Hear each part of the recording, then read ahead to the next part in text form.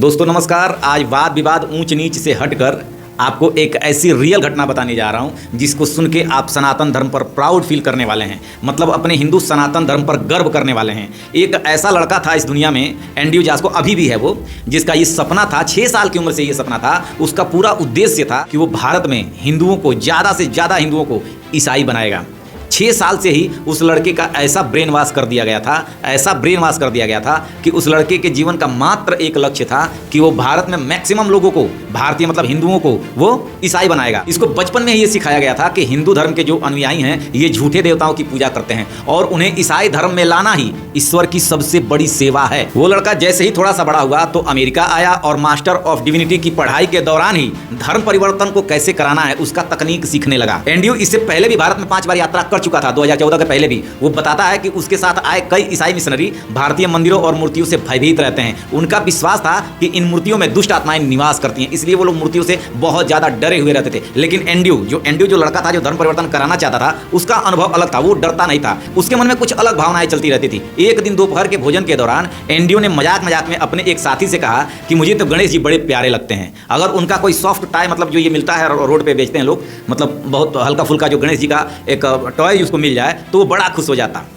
लेकिन इसको ये पता नहीं था कि इसका ये मजाक आगे चलकर इसकी जिंदगी का सबसे बड़ा विवाद बन जाएगा। हुआ यूं कि कुछ समय बाद, मतलब उसके जो मिशनरी थे, जिस संगठन के लिए वो काम करता था, उन लोगों ने इसके पास ईमेल भेजा और ईमेल में ये लिखा कि तुमको ब्लैक लिस्ट किया जाता है, क्योंकि जो भारतीय लोग ईसाई बन चुके थे उनको तुमने गणेश की मूर्ति खरीदने के लिए प्रेरित किया है, इसलिए तुम्हें ब्लैक लिस्ट किया जाता है, तुमको निकाला जाता है। एंड्रयू को अपना नाम और इज्जत बचाने के लिए दूसरी मिशनरियों के टीम के साथ दोबारा भारत आना पड़ा। कुछ दिन भारत में रहने के बाद उसके बाद वो प्रिंसटन में फिर पढ़ाई करने गया और जब वो पढ़ाई कर रहा था तो उसके मन में आध्यात्म धीरे धीरे अपनी चर्चा कर रही थी। आध्यात्म खुद ब खुद उसे गहरा प्रश्न पूछ रही थी। अब ये बात खुद एंड्रयू ने बताई कि धीरे धीरे मेरी ईसाई पहचान और मेरी पूरी विश्व दृष्टि टूटने लगी।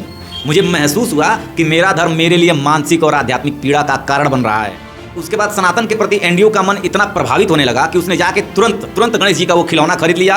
जो खिलौना आपको दिख रहा है वो हाथ में लिया है, वो खरीदा और सनातन के प्रति उसका झुकाव बढ़ने लगा। उसने भारतीय परंपरा और गणेश के प्रतीकात्मक अर्थ को समझने का प्रयास किया और जब समझने का प्रयास किया तो उसे गणेश जी के अंदर सीधे ये दिखने लगा कि हिंदू धर्म में गणेश विघ्नों को दूर करने वाले हैं। गणेश जी मानसिक और सामाजिक संरचनाओं को तोड़ने का प्रतीक हैं जो मनुष्य की स्वतंत्रता में बाधा बनती है। ये बात एंड्रयू कह रहा है। एंड्रयू ने उस पर रिसर्च किया, जब गहन अध्ययन किया तब ये बात एंड्रयू को पता चली। एंड्रयू और एक बात बताता है कि बाद के वर्षों में उन्होंने ध्यान, आध्यात्मिक अनुभव और हिंदू दार्शनिक परंपराओं का अध्ययन किया। जब एंड्रयू ने हिंदू दार्शनिक परंपराओं का अध्ययन किया तो एंड्रयू खुद ये बात बताता है कि मुझे हिंदू दर्शन में सत्य की सबसे स्पष्ट अभिव्यक्ति दिखाई दी। एंड्रयू के विचार में ईश्वर मनुष्य से अलग कोई सत्ता नहीं है, बल्कि मनुष्य के गहनतम स्वरूप और संपूर्ण ब्रह्मांड में विद्यमान एक सत्य है, वही ईश्वर है। आज एंड्रयू स्वयं को रिवर्स मिशनरी कहता है, रिवर्स मिशनरी। तो दोस्तों एंड्रयू का एक वो समय था जब वो 6 साल का था और उसका माइंड सेट कैसा था, और एक आज दिन है, आज वो आध्यात्मिक कार्यक्रमों में वही गणेश जी की प्रतिमा लेके जाता है। उसके अनुसार वह प्रतिमा उसके जीवन की उस यात्रा का प्रतीक है जिसमें वो भारत को बदलने आए थे। लेकिन अंततः भारत ने ही और गणेश ने ही और सनातन ने ही और हिंदू ने ही उन्हें अपने आप बदल दिया। एंड्रयू को बदलने के लिए किसी व्यक्ति विशेष ने कोई भी प्रयास नहीं किया, वो स्वतः ही बदल गया। अब ये वीडियो बनाने का पर्पज सिर्फ इतना है, ये सच्ची घटना बताने का पर्पज सिर्फ इतना है कि आज भी देश में धर्मांतरण हो रहे हैं, बहुत सारे लोग ईसाई बन रहे हैं।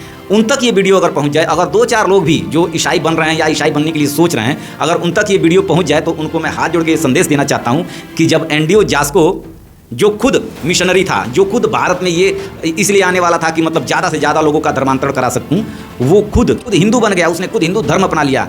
तो फिर आप लोग क्यों इस फालतू के चक्कर में पड़े हुए हैं, क्यों ईसाइयों के चक्कर में पड़े हुए हैं?